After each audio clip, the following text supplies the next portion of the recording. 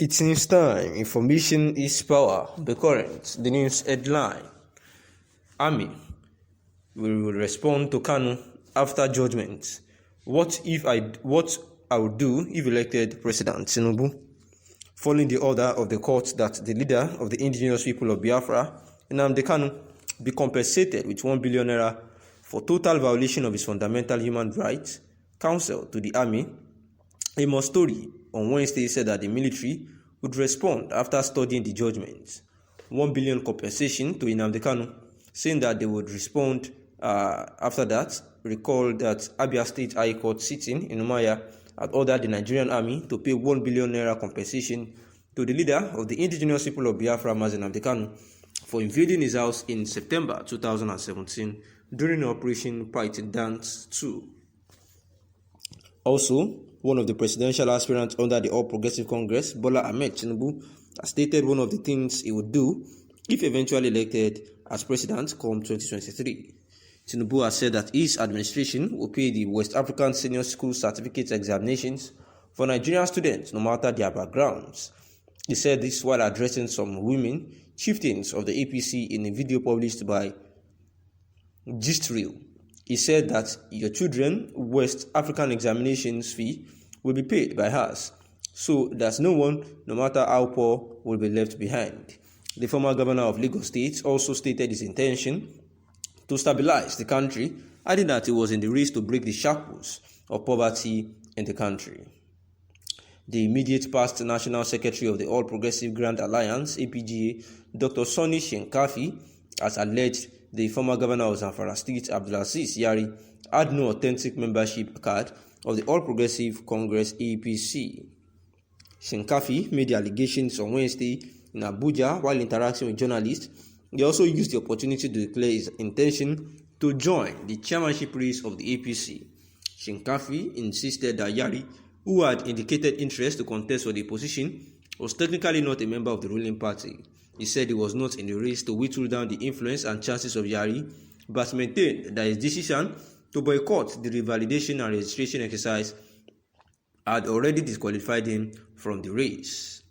The presidency also says that despite President Muhammadu Buhari's achievements, political elites are yearning to return to old social order of embezzlement of public funds by some political elites, and the last thing they want is another Buhari.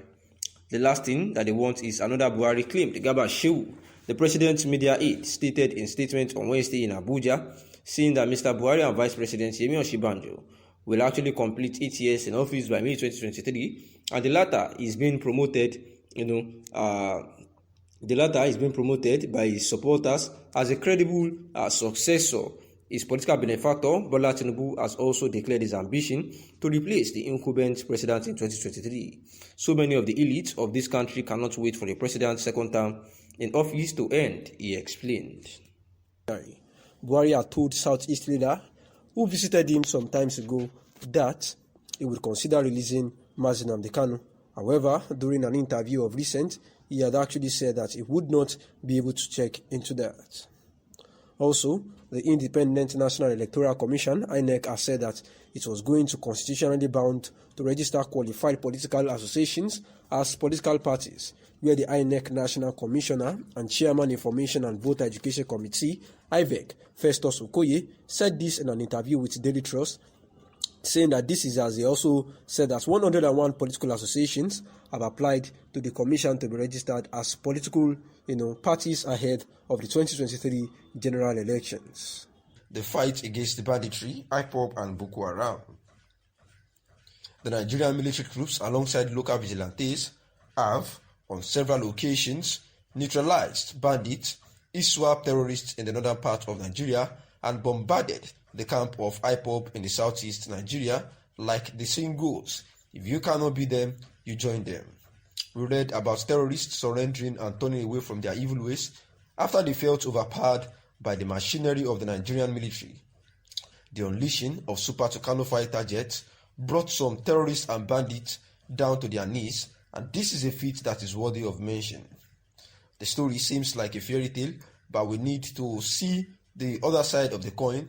Let us talk about the bad, although not everyone loves to listen to bad stories, neither do I, but we need to do justice to it.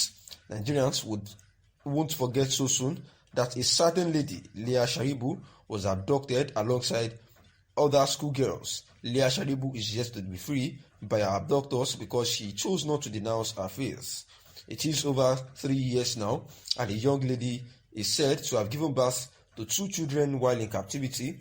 The Nigerian government need to come to her aid so that she wouldn't cry out that Nigeria failed her.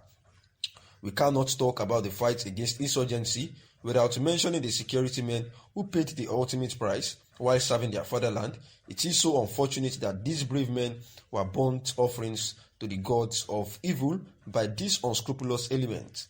The security situation is becoming terrifying by day, and many people have been rendered homeless in their hometowns. People are having sleepless nights as a result of these evil men who are bent on wreaking havoc and disrupting peace in the country. The ugly side of it all is that some innocent and defenseless Nigerians have been killed mistakenly by security operatives. And according to a report from BBC and Sarah reporters early this year, tragedy struck in the fight against the terror group Boko Haram when a fighter gets involved in the country insurgency operation in the northeast, bombed a village in Yunusari local government area of Yobe State, killing at least 10 villagers. Therefore, the high level of insecurity in the country needs total attention from the federal government. Also met the people of the South-South and people of the South-West, so we are moving about. Ogbunaya called on Nigerians to support someone from the Southeast for president in 2023, saying that they want to use the opportunity to remind the ACF that in 1959 the Igbo through Dr. Nnamdi Azikiwe supported the North. 20 years after, in 1979, the Igbo through Alex Ekwueme, Keo Mbadiwe and others also supported the North, which saw the emergence of Alhaji Shehu Shagari as the president. Another 20 years after, the Igbo supported President Olusegun Obasanjo, and thereafter we supported Yar'Adua and later Dr. Jonathan.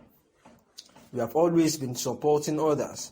Our simple prayer is for Nigerians to do unto Igbo what we have been doing unto others, he said. And on the misconception that Ipob represents Indigbo, Ogbunaya said that the other thing which they also said is that the Ipob is causing embarrassment and horror. In response, it is strange and curious that some Nigerians would highlight the views expressed by the indigenous people of Biafra Ipob and not the ones expressed by Ohaneze Indigbo. Ipob is an organization.